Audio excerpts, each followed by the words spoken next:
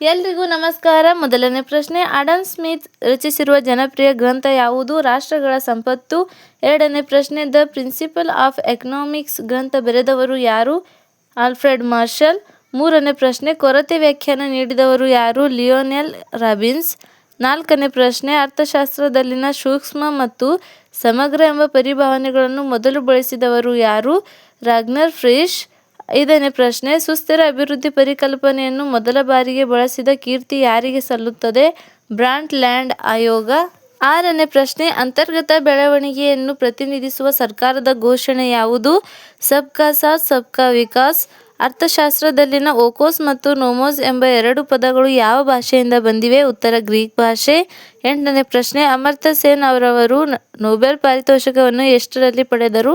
1998. ಒಂಬತ್ತನೇ ಪ್ರಶ್ನೆ, ಭಾರತದಲ್ಲಿ ರಾಷ್ಟ್ರೀಯ ಆದಾಯವನ್ನು ಮೊದಲ ಬಾರಿಗೆ ಮಾಪನ ಮಾಡಿದವರು? ಉತ್ತರ ದಾದಾಭಾಯಿ ನೌರೋಜಿ. ಹತ್ತನೇ ಪ್ರಶ್ನೆ, 2021ರ ಮಾನವ ಅಭಿವೃದ್ಧಿ ಸೂಚ್ಯಂಕದಲ್ಲಿ ಭಾರತದ ಸ್ಥಾನ ಎಷ್ಟು? 132ನೇ ಸ್ಥಾನ. 11ನೇ ಪ್ರಶ್ನೆ, 2022ರ ಜಾಗತಿಕ ಲಿಂಗ ಅಂತರ ವರದಿಯಲ್ಲಿ ಭಾರತದ ಸ್ಥಾನ ಯಾವುದು? 135ನೇ ಸ್ಥಾನ. 12ನೇ ಪ್ರಶ್ನೆ, ಭಾರತದಲ್ಲಿ ರಾಷ್ಟ್ರೀಯ ಅನುದಾನವನ್ನು ಮೊದಲ ಬಾರಿಗೆ ವೈಜ್ಞಾನಿಕವಾಗಿ ಮಾಪನ ಮಾಡಿದವರು ಯಾರು? ವಿ.ಕೆ.ಆರ್.ವಿ. ರಾವ್. 13ನೇ ಪ್ರಶ್ನೆ, ಜನಸಂಖ್ಯಾಶಾಸ್ತ್ರದ ಪಿತಾಮಹ ಎಂದು ಯಾರನ್ನು ಕರೆಯುತ್ತಾರೆ? John grant.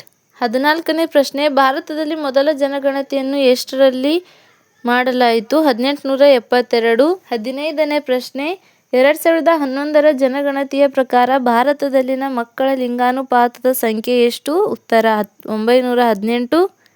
16ನೇ ಪ್ರಶ್ನೆ, ರಾಷ್ಟ್ರೀಯ ಮಾಧ್ಯಮಿಕ ಶಿಕ್ಷಣ ಅಭಿಯಾನ ಯೋಜನೆ ಜಾರಿಯಾದ ವರ್ಷ?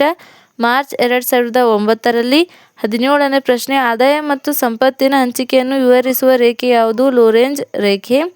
18ನೇ ಪ್ರಶ್ನೆ, ಗ್ರಾಮೀಣ ರೋಜ್ಗಾರ್ ಯೋಜನೆ ಎಷ್ಟರಲ್ಲಿ ಜಾರಿಗೊಳಿಸಲಾಯಿತು? 2001ರಲ್ಲಿ. 19ನೇ ಪ್ರಶ್ನೆ, ಭಾರತದಲ್ಲಿ ಬಡತನವನ್ನು ಮೊದಲ ಬಾರಿಗೆ ಮಾಪನ ಮಾಡಿದವರು ಯಾರು? ದಾದಾಭಾಯಿ ನೌರೋಜಿ.